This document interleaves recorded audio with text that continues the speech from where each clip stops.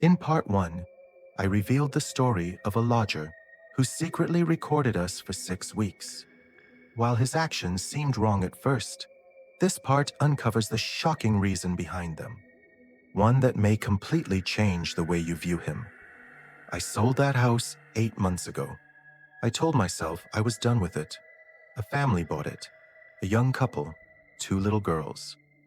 But the thing that doesn't let me sleep is that they have been missing for 71 days. Police conducted a standard investigation. They spoke to neighbors, checked CCTV on the surrounding roads, and traced anyone with a recorded connection to the property. The man who lived there, the man who had rented a room in my house, the man I knew as Daniel Marsh, was found dead at his desk. And what was covering the walls of that flat changed everything I thought I understood about what happened to us. The photographs. That's what the officer described to the journalist, who later shared the details with me. Hundreds of photographs, pinned across every wall of the room, all of the same building, all of the same house, my house. There were also newspaper clippings, printed web pages, hand-drawn maps, 14 notebooks stacked on the desk beside him. For years, he had been building something, and he died before he could show anyone what it was. His cause of death was listed as undetermined. The pathologist found no physical cause. No heart attack, no stroke, no toxicology. A healthy man in his mid-40s, found dead at his desk with a cold cup of tea and an open notebook. The last line he wrote was, "It already knows they're there." His real name was Daniel Whitmore. He had a sister.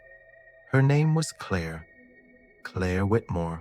She and her husband Thomas moved into the Leeds house 3 years before Daniel rented a room from me. They vanished 8 weeks after moving in. Daniel drove to Leeds the moment they stopped answering. The car was in the drive.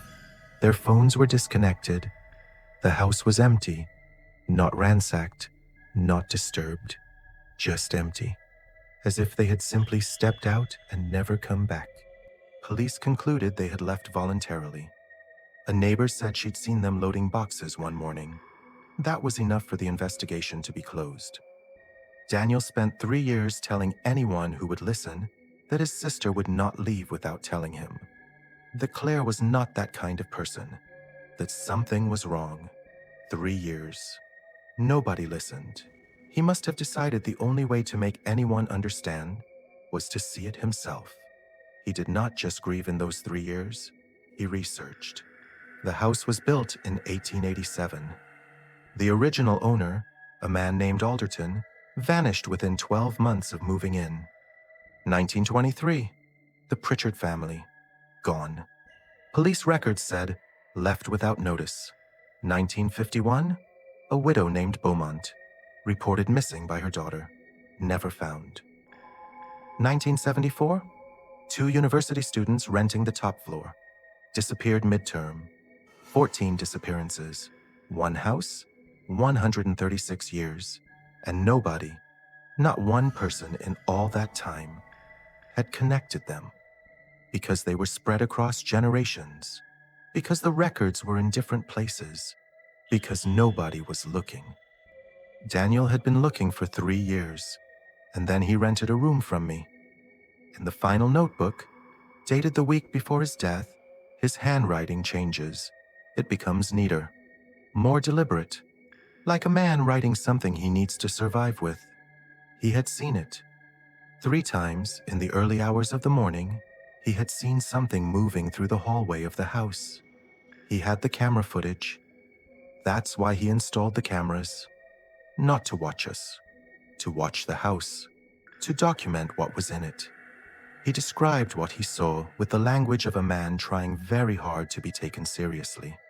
He did not want to sound irrational. He wanted to be believed. He wrote, "It does not have a shape that holds. It moves as though gravity applies to it differently. It is interested in sleeping people. I do not think it hurts them immediately. I think it learns them first. I think that is what the time is for. It needs the weeks or years." He called it the occupant, not a ghost, not a demon, the occupant, as if it had simply always been there, and we were the ones trespassing. 6 weeks after Daniel's death, police obtained a warrant to excavate the rear garden of the house. They found graves, 12 sets of remains. Among the remains were 2 sets dating to between 2 and 4 years ago. Adult male, adult female. DNA was extracted. The results came back 7 weeks later. It was Claire and Thomas. Daniel was right. He had always been right. He had rented a room in my house, installed cameras, and tried to document an entity that had already killed his sister. He was the bravest person in this entire story. And I, sold the house and left him to die alone in a Bristol flat. One more thing. One of the grave markers, carved from wood, still legible, had a single word scratched into it. A first name. The name was Claire. Something in that house knew her name. Something in that house marked her grave. A journalist covering the excavation gave the site a name. He called it Daniel's Graveyard. Not because Daniel made it, because Daniel was the only person who ever believed it was there. The house has been sealed. Police tape across the front gate. The windows were taped shut from the outside. The lights have been off for 6 weeks. Last Tuesday, a woman on the same street posted in a local Facebook group. She said the upstairs curtain had moved. She had assumed it was a draft until she remembered that the windows had been sealed. There is no draft. The footage from her doorbell camera was reviewed by police. Their official assessment was inconclusive. I don't know what the occupant is. I don't know how old it is, or what it wants, or whether it can be stopped. Daniel spent 3 years trying to answer those questions and died at his desk with a cold cup of tea and an unfinished sentence. What I do know is this: 12 people went into that house across 136 years. 12 people are in the garden. And the house is still standing, and something is still moving the curtain. Daniel tried to warn us. He just couldn't tell us what he was warning us about. I'm telling you now, don't rent the room. Don't buy the house. Don't ignore the person everyone else thinks is crazy. They might be the only one who can see it.